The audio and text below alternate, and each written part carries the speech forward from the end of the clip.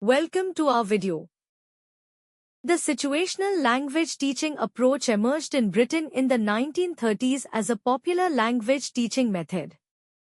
It was developed based on the view that language learning is best facilitated by practicing situational contexts in the classroom. Harold Palmer was a key practitioner who contributed significant principles to the situational language teaching. Another major contributor was A.S. Hornby, who helped refine and spread this approach globally.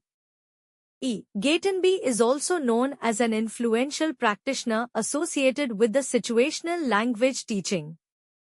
The method involves presenting new language in carefully constructed classroom situations that reflect real-life communication. The situational language teaching focuses on oral practice first, encouraging students to speak before learning to read or write. Language is taught through a progression of oral drills, repetition exercises, and pattern practices within meaningful situations. The teacher is seen as a model, controller, and corrector, guiding students through structured oral activities. A core tenet of the situational language teaching is building linguistic competence through habit formation and immediate feedback. Grammar structures are carefully sequenced and presented in context, rather than in isolation or through explicit rules. Cultural context is also considered essential, providing students with realistic scenarios for language use.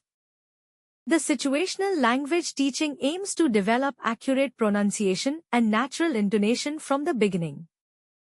It often employs visual aids, realia, and physical actions to contextualize lessons and vocabulary.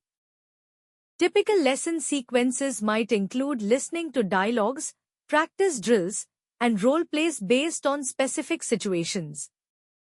The Teaching of English as a Foreign Language in 10 Questions by Harold E. Palmer is a key reference book. Another significant resource is a Guide to Patterns and Usage in English by S. Hornby. Principles of Language Study by H. E. Palmer is also an essential reference for the situational language teaching. Critics of the approach argue that it may neglect communicative competencies and authentic spontaneous interaction.